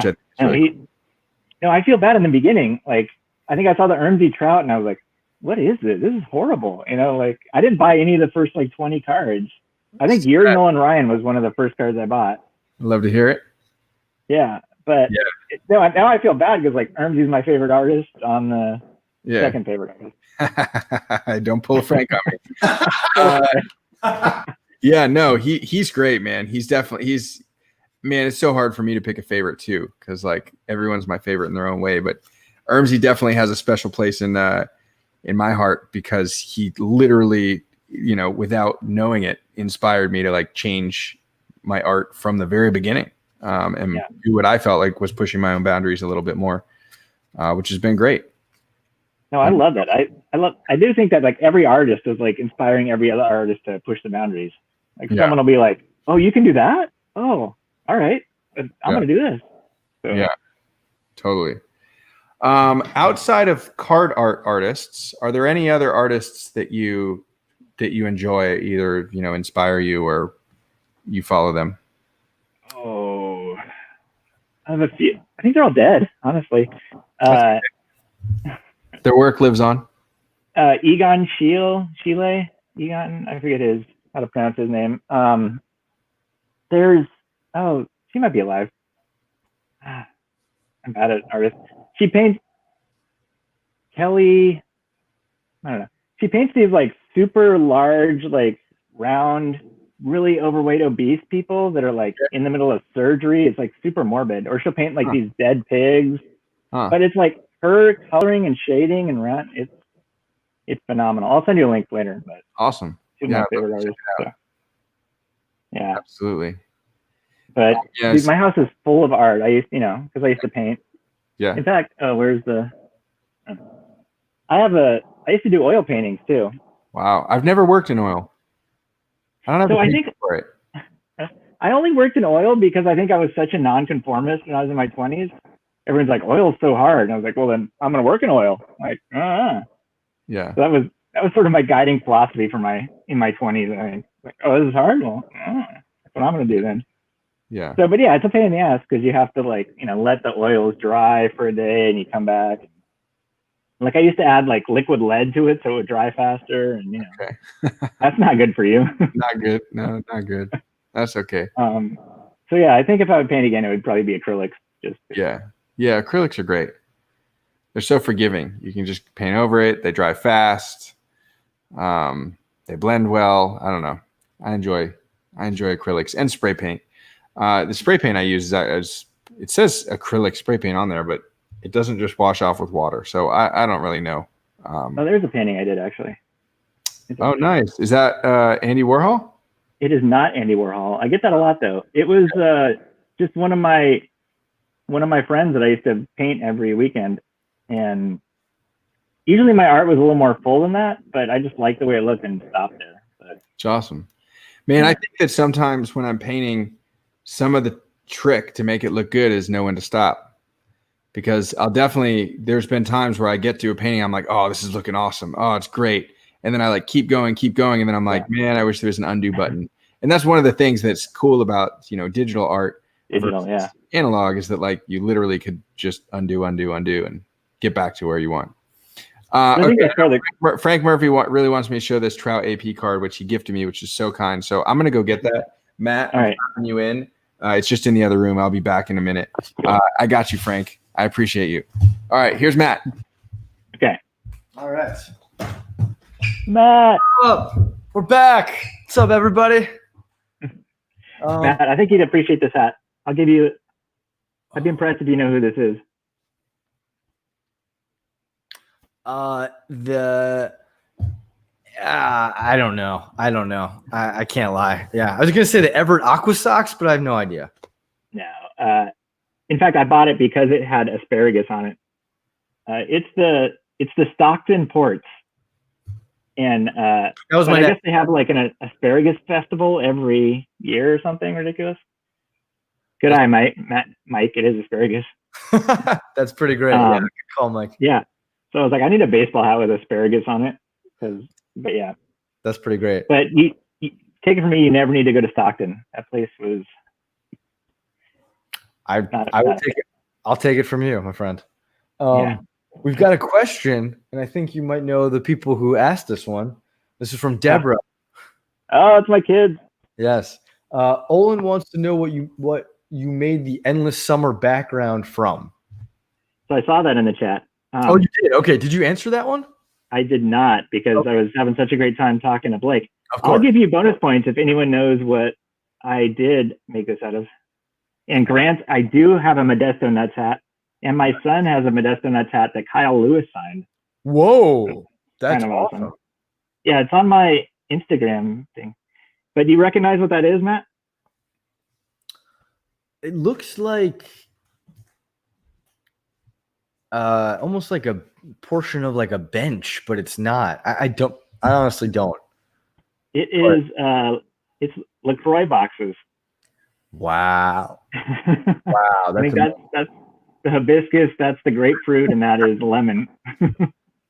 So well done. Well done. I definitely never would have guessed that. We gotta get some LaCroix up in here. Absolutely, we do.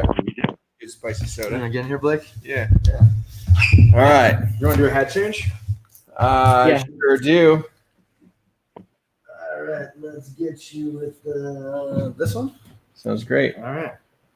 Braves. Unless you don't want Braves. No, we're at the Braves. Okay. I've been to the stadium. All right, that's true. Nice. What's yours?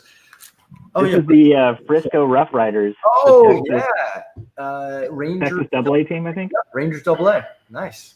It's awesome. Yeah. Love it. Teddy Roosevelt was like my mom's favorite president, so it's kind of have a soft spot. That's really cool. Yeah, I feel like a lot of all those hats you have cooler logos than the teams. Like Dude, that's what I mean. That's why I buy them, because they're sweet. I gotta pimp one more card out. This is my buddy Brian. He made this. Awesome.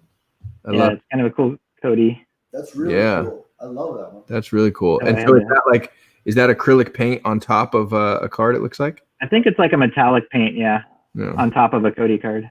It's awesome. I love it with the So Hollywood. we got another trade going where he's gonna make me some cards, and I'm gonna trade them. Nice. All right, drum roll.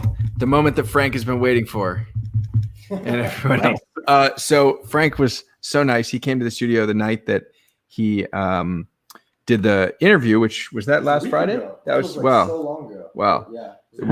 A week ago. Yeah, it was only a week ago. We did a lot this week. He got this for me as a gift with the hope and actually promised from the seller that it would be there the day that he arrived. It wasn't. So it came the next day.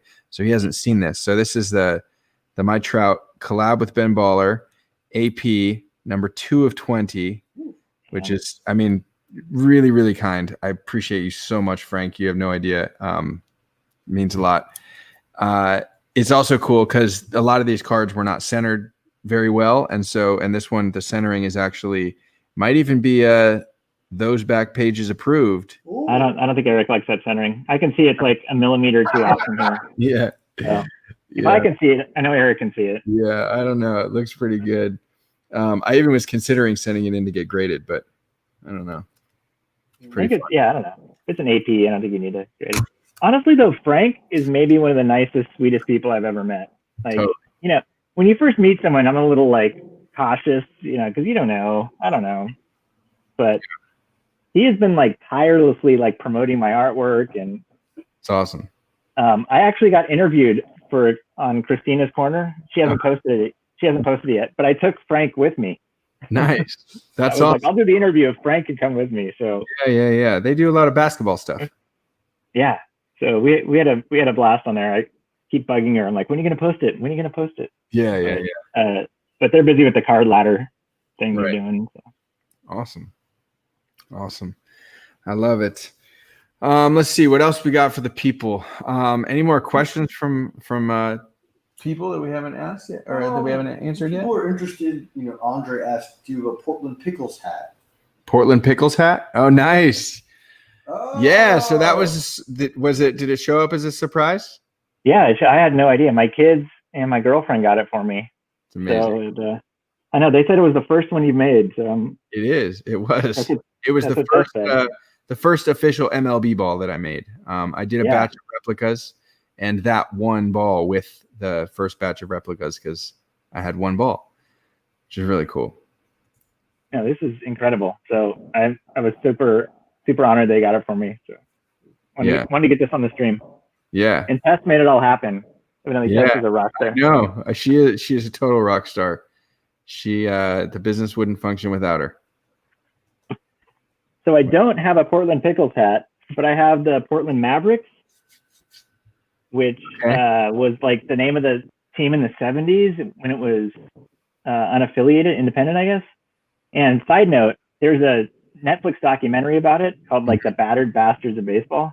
Oh, I've heard of that. And it is hilarious. You should watch that because it was, I forget which movie star his father, like Martin Sheen or something, bought the team.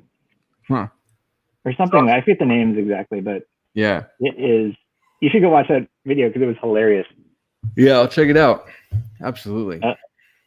Man, my to watch list just keeps getting longer and longer. It gets longer faster than I can watch things, but it's also because I don't watch stuff that much. Yeah. But it's awesome. Where do you do all your magic? Is it in the room that you're in now? It's where you're sitting at. I got basically tilt this down. I got my desk right now.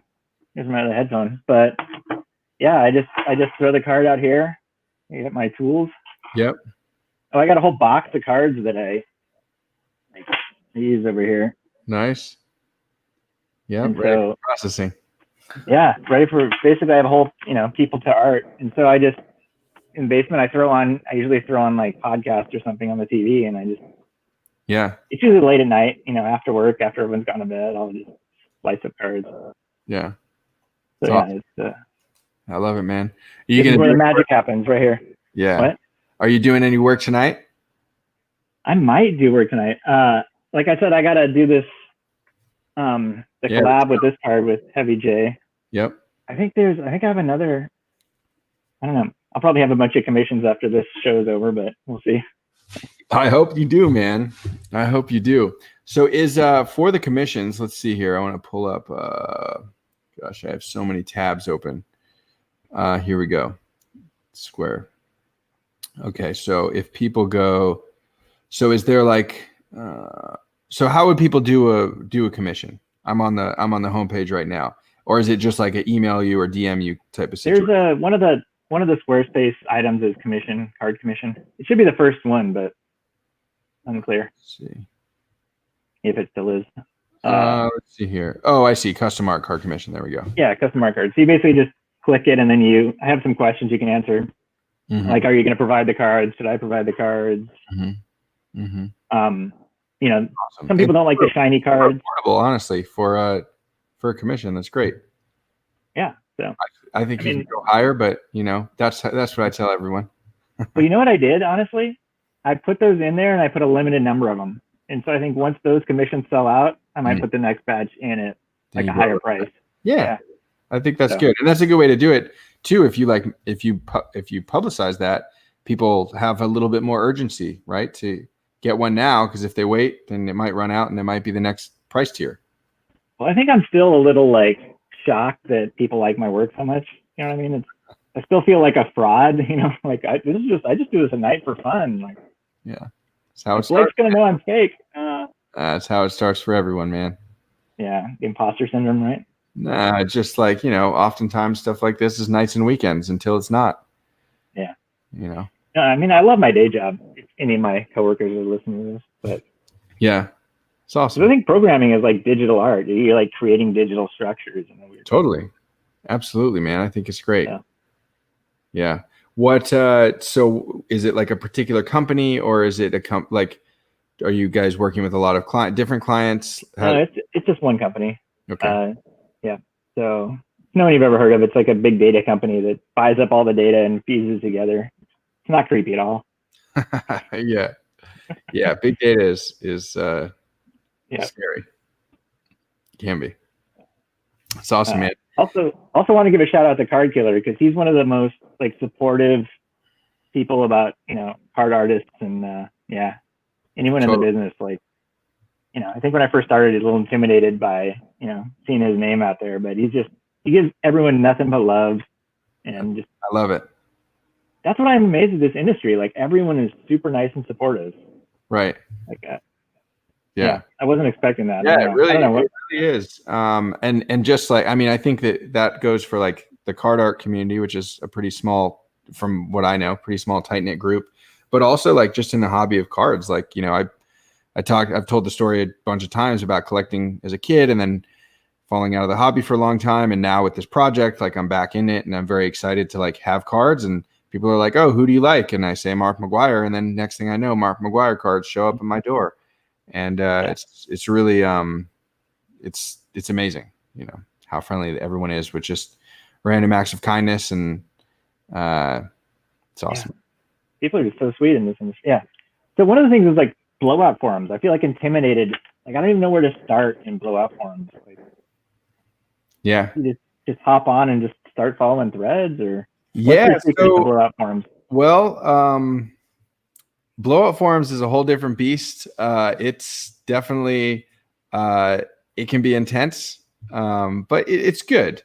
And there's a lot of people that are very active. So like the thread that I follow is the Tops Project 2021. It's on my list. That one that's like 9 million posts. That is the ugliest card set since 91 Fleer. Who's up there? Exactly.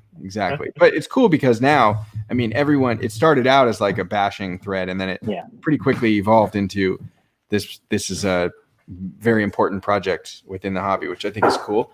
That's where I met Eric. Those back pages was, through Blowout. There's a lot of great people on there. And so find some threads that you love. I mean, it's, if I take a day or two off, it's really hard to catch up. I'm usually just going to the last page and just trying to catch up on that last page. And maybe I'll hit up Eric. Eric, hit me up.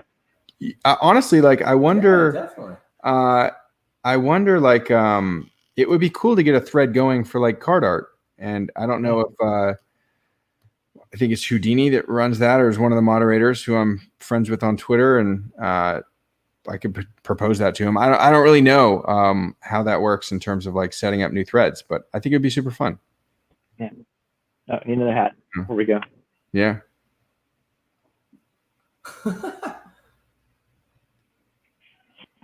Let's go. Is that Red Robin? Yeah, Tacoma Rainiers. Yeah. Tacoma. Yeah. Nice. Tacoma. Yeah. Mariners, AAA. Yeah. You know what else I think would be really good for card art in general as a community, maybe, would be like Reddit. Oh yeah. I think that Reddit, Reddit also has like, there's some not so nice people on Reddit, but there's also a lot of nice people on Reddit. And I feel like there could be space for like that kind of niche community. I think could be really cool. Yeah. I think Atom Bomb Cards posted something on Reddit, and someone was like, "I'm sick of all these artists putting something in a one touch and calling it art." Yeah. Well, yeah, you'll get, there's a little bit of that, but there's a lot of other people that are encouraging and, giving positive feedback. Okay. Yeah. I'm thinking, again, I think I'm bad at self-promoting, so I don't like, "Hey guys, here's my art, just check it out." Yeah. Well, and you gotta do that a little bit. Yeah. I gotta pay Matt. I think send Matt $100 and have him go pimp my stuff everywhere. Yeah. It can be good sometimes to have someone else kind of being your pusher a little bit. fortunately I have some amazing team around me that help me with the promotion side. But again, going back to like me being kind of a different breed of artist, like I don't care. I don't mind promoting myself because I know that I have to survive. And I don't, I also don't care if people say that they hate my art and it sucks. I try not to take that personally, just like if someone says your art's the best in the whole world, like I try not to give that too much weight either. And so it goes both ways. And I think that that's important. You know, especially when you are like kind of hawking your own stuff and putting it out there. But at some point you just got to, if that's what you want to do entirely, I think that the promotion side is something that's very important that a lot of artists struggle with. And I don't know any, I don't know, there's no real tips or tricks or like hacks around it. It's just like, put yourself out there, you know? Actually, I got, you recognize these books? I can't read. I don't know. I think I need glasses. I can't read. I can't quite read the title, so it's a little blurry to me. Oh, dude, I was gonna literally recommend. Okay, hold on. Hold that one up again. Oh, dude. Okay. Oh, these are all the books from my. Yeah. Okay. So, mom, and Tess, if you're watching, this is the book that I was looking for. Just keep an eye out for it. It's somewhere in my room, I think, in California. Also possible that I just gave it to someone else because I've read the whole thing. I might have given it to another artist. Okay. Yeah. Make art, make money. Oh man, Jim Henson. God, that's so good. That book is great. I gotta reread that one.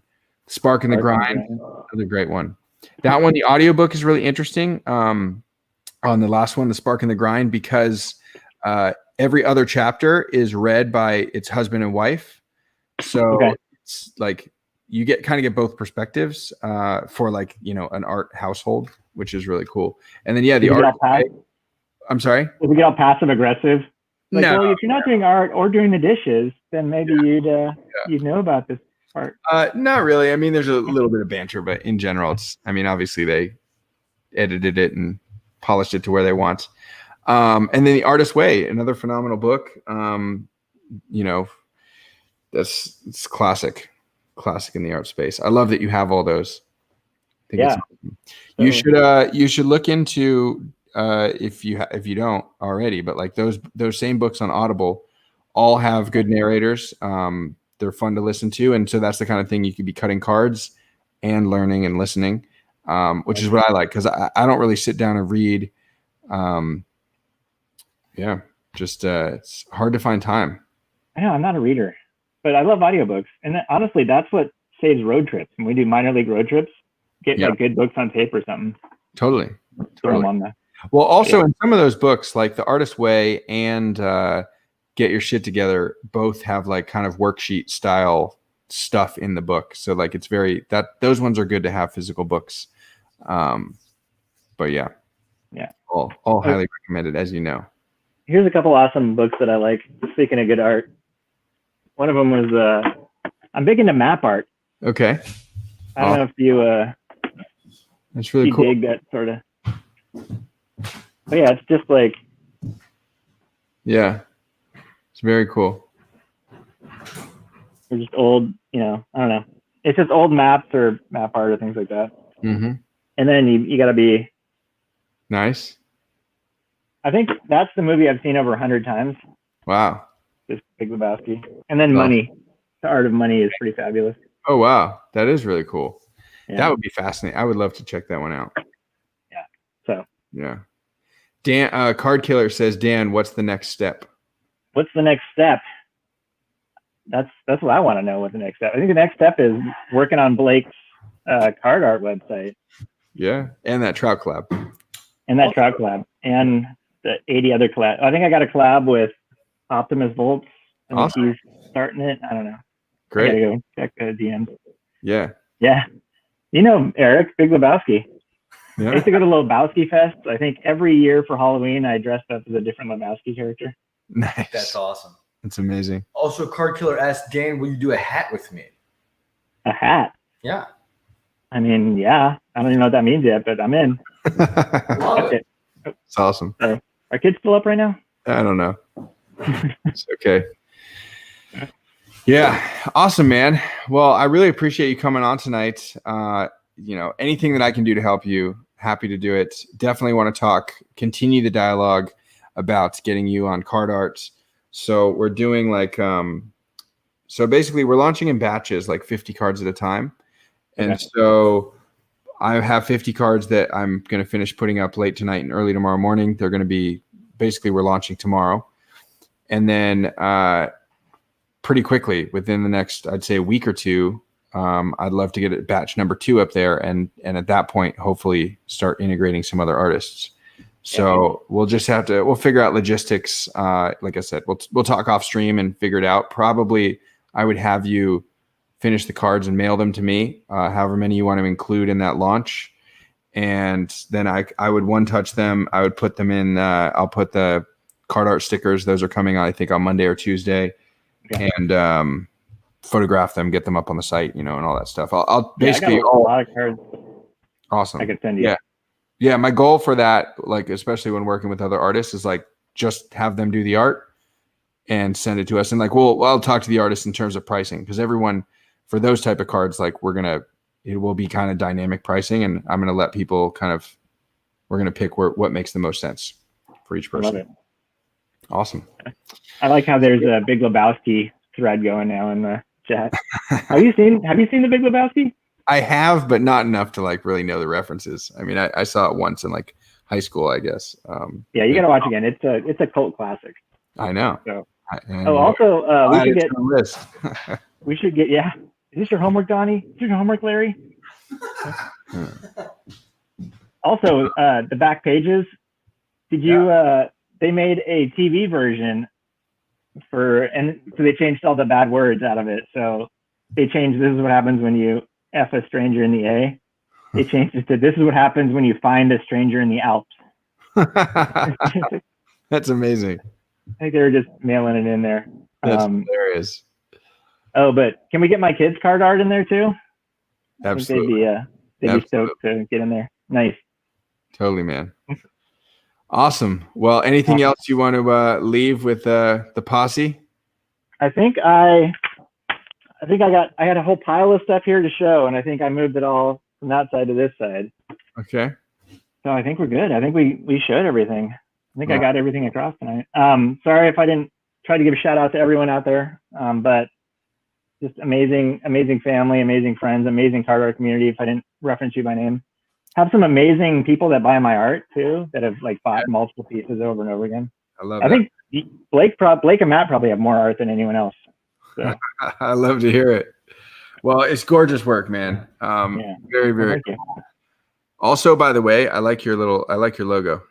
I know, I like that too. I was playing it. It's also my initials. It's exactly. Yeah. I appreciate that very much. So you nailed it with that. No, I love it. I think I want to put that on the stickers that close the. Yeah, you totally should. Yeah. Follow Cactus Cactus. When my daughter gets older, we'll get her an art account. Yeah. Totally. Absolutely. Last question from Henry K. What is your favorite line from The Big Lebowski?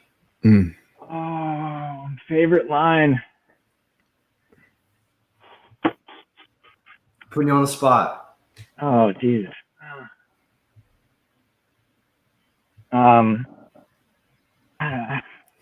Like, you can't pick, like, okay. I think it's the subtle lines that you can just use everywhere, and you'd be like, "Phone's ringing, dude." Exactly. That works. Nice. Let's go with that one. But now I'm gonna have to watch it again because I haven't seen it in like 4 months. So yeah, now you got to go watch it. Awesome, man. I love it. Well, thank you again so much for joining. Everyone else, thank you guys so much for watching. Hope you guys stay safe and stay awesome. Stay awesome.